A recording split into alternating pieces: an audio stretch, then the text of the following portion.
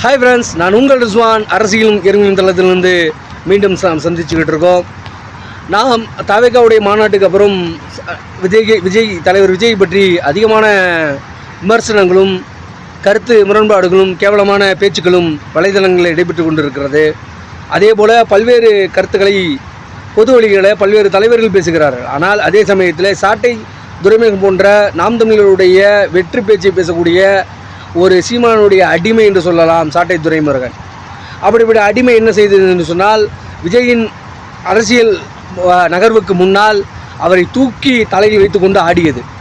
அதே சாட்டை துரைமுருகன் இன்று வலைதளங்களை பார்க்கலாம், பல்வேறு கருத்துக்களை நீங்கள் பார்க்கலாம். விஜயை கேவலப்படுத்தி பேசுவது, சீமான் ஒரு டாப்பில் வந்துட்டார், அவரை நெருங்க முடியாது அப்படிங்கிற மாதிரி விமர்சிப்பது, சீமான் கொள்கை உறுதியோடு இருக்கிறார் ஆனால் விஜய்கிட்ட அந்த கொள்கை உறுதி கிடையாது அப்படி என்று கேவலமாக விமர்சிப்பது என்று தன் இருக்கும் கட்சியின் பலத்தை எதிரணியை மிகவும் கீழ்த்தரமாக சிந்திக்கிறார். நம்ம என்ன கேட்குறோம், இந்த சாட்டை துரைமுருகனுடைய நாம் தமிழர் கட்சி 2010-9 எப்படி இருந்தது? மற்ற கட்சிகளுடைய கீழ்த்தரமான ஒரு இடத்துல தான் நாம் தமிழர் கட்சி இருந்தது. ஓட்டு வங்கியில் இருந்தாலும் சரி, மக்களிடத்தில் இருந்தாலும் சரி, அவங்களுடைய செல்வாக்கு பெருகலை. அதே நிலைமையில் இருக்கக்கூடிய ஒரு கட்சியை இன்று கட்சி ஆரம்பித்து அடுத்த நாளே மிகுந்த வேகமாக அவர்களை அந்த கட்சியுடைய தவேகா கட்சியுடைய தலைவரை சாடுகிறார்கள்.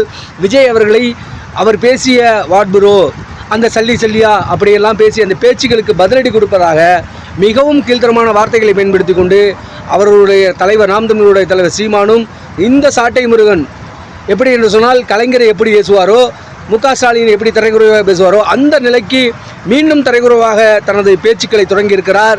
வலைதளங்களில் இவர் முடக்கப்பட வேண்டிய ஒரு நபராக இருக்கிறார்.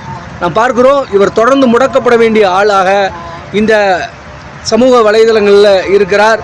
இவர் சரியான ஒரு பாணியை கையாள்வார். நேற்று கூட அவர் கட்சி நிர்வாகிகளிடத்திலே ஜாதிய பாகுபாடு பார்க்கக்கூடிய ஒரு முக்கிய மனிதராக இவர் தென்படுகிறார். நான் மறவேண்டா, ஜாதிய ரீதியாக ஒரு கட்சி தேசிய நலனுக்காக சொல்கிறாங்க, நாம் தமிழ் தேசியத்தை பற்றி பேசணும்னு சொல்கிறாங்க. ஜாதியவாதத்தை பற்றி இவர்களுக்குள்ளே இந்த கட்சிக்குள்ளே முரண் இருக்கிறது. சீமான் அதை கண்டுகொள்ளவில்லை என்று நம்ம பார்க்குறோம். சாட்டை துரைமுருகனுடைய பேச்சினால்தான் சீமானுக்கு ஒரு அழுத்தம் ஏற்பட்டது. அந்த பிரிவு அந்த நாம் தமிழர் கட்சியுடைய நிர்வாகிகள் இடத்துல இப்படி பல்வேறு இடங்களிலே சீமானை மீறி சாட்டை துரைமுருகன் இயங்கி வருவதை நாம் பார்க்க முடிகிறது. டிவி நிகழ்ச்சிகளில் கூட விஜய் அவர்களை மிகவும் கீழ்த்தரமாக பேசக்கூடிய நபராக இருக்கிறார். இப்படிப்பட்ட ஒரு நிகழ்வை நாம் பார்க்குறோம்.